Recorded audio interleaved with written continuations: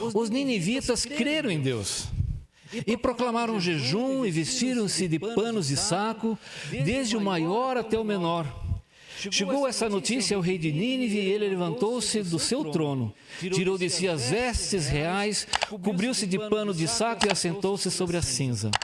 E fez-se proclamar e divulgar em Nínive, por mandado do rei e seus grandes, nem homens, nem animais, nem bois, nem ovelhas provem alguma coisa, nem os levem ao pasto, nem bebam água, mas sejam cobertos de pano de saco, tanto os homens como os animais, e clamarão fortemente a Deus, e se converterão cada um do seu mau caminho e da violência que há nas suas mãos. Quem sabe se voltará a Deus e se arrependerá e se apartará do furor da sua ira, de sorte que não pereçamos?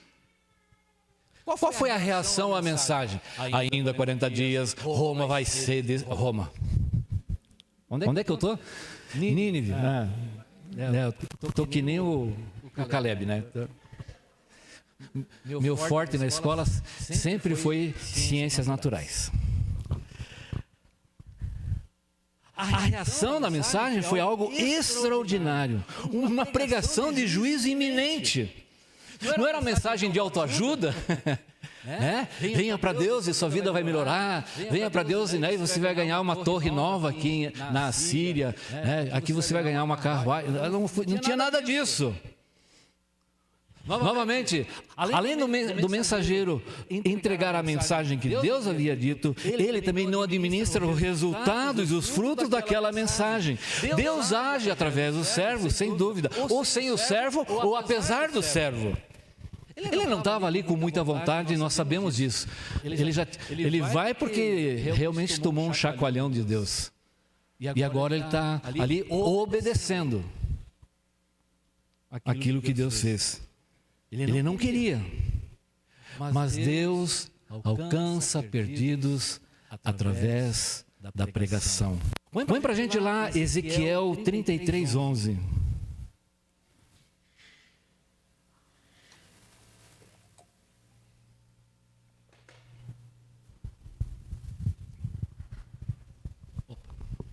Você põe assim, fica tudo de ponta cabeça, não consigo ler. Diga-lhes, tão certo como eu vivo, diz o Senhor Deus, não tenho prazer na morte do ímpio. O que Deus diz? Imagina um facínora, que está lá no Piraquara agora, um serial killer, nos terroristas, no estuprador, nos pedófilos. Deus tem prazer na morte desses homens? Não. Apesar da maldade desses homens. Mas o que Deus quer? Mas em que o ímpio se converta do seu caminho e viva. Convertam-se. Convertam-se dos seus maus caminhos, porque vocês haveriam de morrer, ó casa de Israel. Deus não tem prazer. Olha o que diz Isaías 55:7. Leiam esse texto de Ezequiel 33, todo ele. Não temos tempo agora, né? Que o ímpio abandone o seu mau caminho e o homem mau os seus pensamentos. Converta-se ao Senhor, que se compadecerá dele. Volte-se para o nosso Deus, porque é rico em perdoar. Que mensagem, não?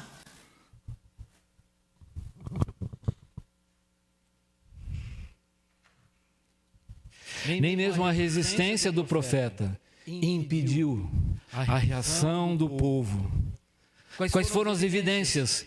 Eles declararam jejum, eles creram, vestiram de saco, o rei se sentou. Isso significava grande tristeza. Nos tempos antigos, quando morria alguém, por exemplo, eles rasgavam as roupas, eles colocavam panos de saco, a pior roupa, sabe aquele pijama velho que a gente tem lá em casa? Eles colocavam aquilo e para demonstrar a profunda tristeza que eles tinham. Eles lamentavam, eles choravam, porque estavam profundamente tristes. Lamentaram, jejum, clamaram a Deus, no versículo 8. Convertam-se do mau caminho. da violência do coração de vocês, pós-cinza, dor, culpa, tristeza, se humilharam diante de Deus. E Deus tem uma palavra sobre isso. 2 Crônicas 7,14, Rafinha.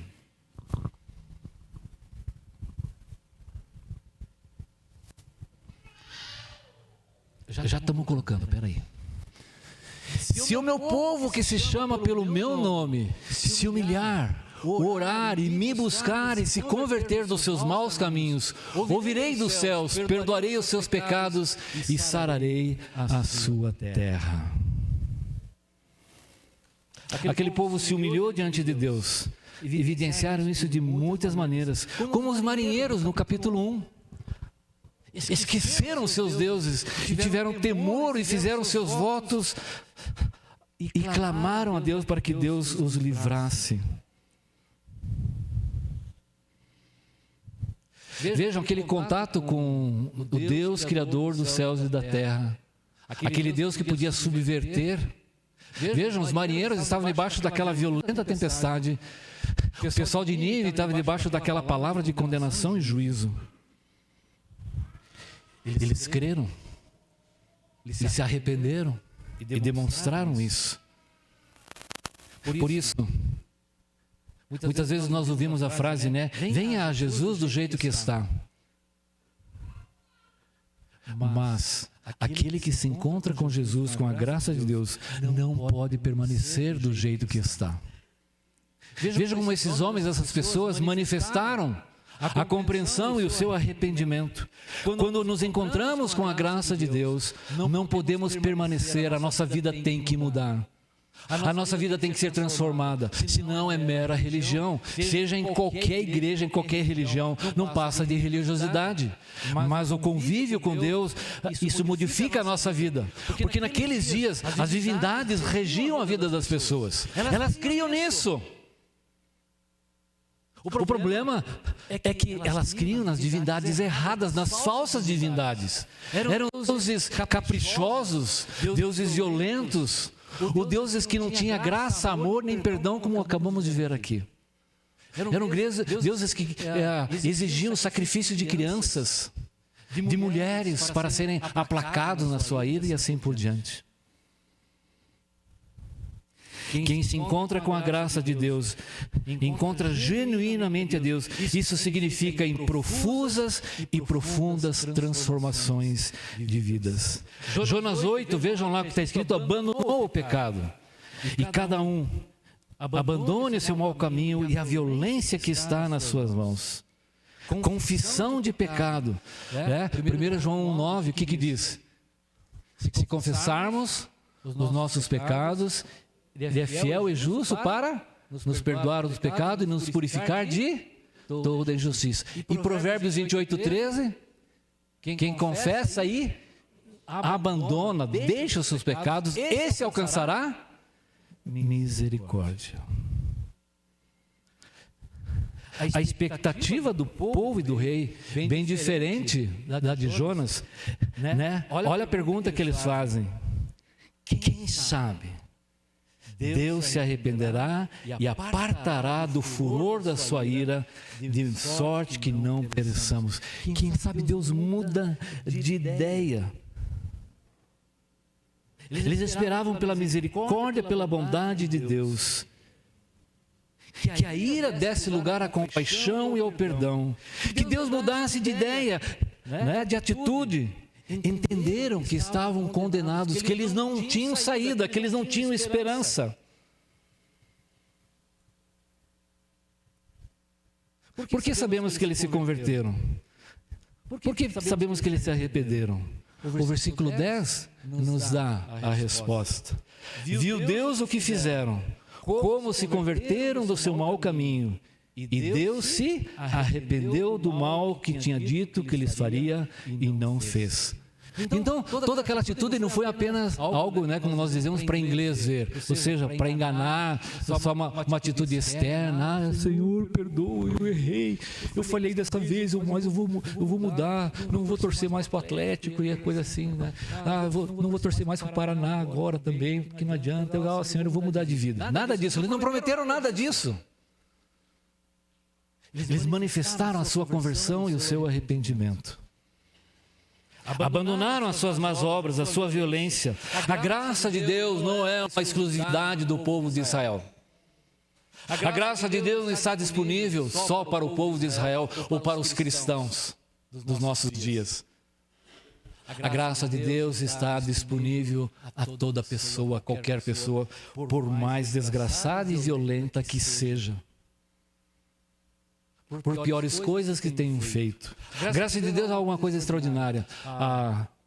Existe um livro, Em Defesa da Graça. Ali mostram histórias pouco plausíveis. Histórias de reviravoltas, de experiências de pessoas com a graça de Deus. Histórias das coisas impossíveis, de como essas pessoas se encontram com Deus. O autor é Lee Strobel. Em Defesa da Graça. Compre esse livro e leia. Você vai devorar ele num instante. Mas aqui é uma coisa que... Oba, já está quase na hora. Né? Que chama a tua atenção da parte de Deus. E Deus se arrependeu. E essa expressão ocorre muitas vezes no Antigo Testamento. Deus se arrependeu, mas Deus errou. Deus pisou na bola ali. Que tipo de expressão é essa? Porque Deus não muda, Ele é imutável, Deus é perfeito, Ele é justo, Ele é santo. Como é que Deus se arrependeu? É que essa palavra não é a mesma palavra que é usada quando se refere ao arrependimento das pessoas. A palavra é a mesma. Na verdade não é a mesma, a palavra é diferente. A tradução é usada a mesma palavra. Arrependeu, né? E o povo de Nínive se arrependeu dos seus maus caminhos. E Deus também se arrepende, quer dizer, Deus estava no mau caminho? Não.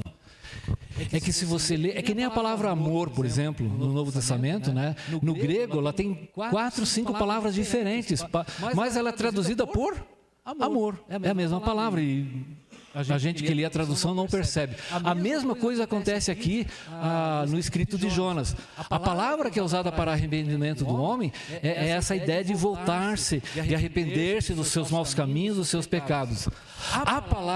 A outra palavra que é usada aqui, ela é diferente, somente é usada com referência à pessoa de Deus. São palavras distintas. É uma palavra que expressa respirar, que originalmente na sua raiz significa respirar profundamente. É aquela atitude quando você vê o seu filho fazendo uma grande besteira e você faz assim, ó.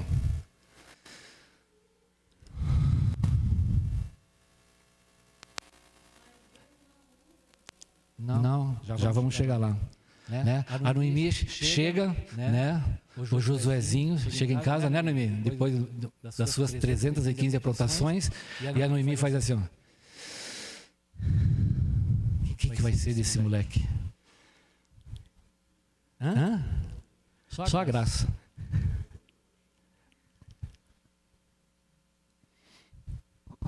Essa palavra expressa a compaixão de Deus. Ele não muda o seu agir. Ele muda o seu agir sem mudar os seus propósitos. Qual é o propósito de Deus? É que o ímpio se arrependa? E o ímpio se arrependeu? Então isso está de acordo com o caráter e com o padrão de Deus. Ele não mudou os seus propósitos e as suas intenções. Quando a pessoa se arrepende da sua violência, do seu mau caminho, dos seus pecados, ele permanece o mesmo. Era um juízo, geralmente, quando Gênesis 6:6, né? Quando Deus vê a violência que o mundo alcançou, e o texto está lá escrito, né? Antes do dilúvio. E Deus se arrependeu. Não é que ele fez uma bobagem ao ter criado o homem, é que ele viu o tamanho da violência que tinha chegado aqueles dias, que o homem estava chegando, que Deus sofre, respira profundamente, né, daquilo que estava acontecendo naqueles dias. Então essa é uma expressão para que nós possamos de alguma maneira entender o que Deus, Ele mudou a sua atitude em relação à pessoa, porque ela mudou, e em resposta à mudança deles. E assim é conosco. Quando você vem a Jesus Cristo, Ele muda a disposição. Você é reconciliado com Deus. E a pena de juízo que paira sobre cada ser humano neste mundo, o salário do pecado? Todos nascemos debaixo de uma sentença de condenação. Todos estão debaixo do mesmo juízo.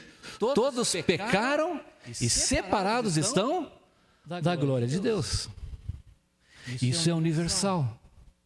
Todas as pessoas. E não há esperança para mudar, a não ser em Jesus Cristo. E quando você se arrepende, Ele te perdoa. Por isso a graça, eu gosto dessa definição.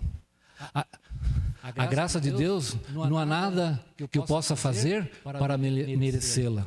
E não há nada que eu possa fazer para não merecê-la. Porque ela nos alcança em qualquer buraco.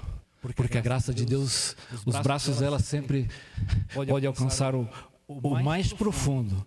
O ser humano mais desprezível e o restaura, e o reconcilia, o regenera. Ele dá a salvação, o perdão dos seus pecados.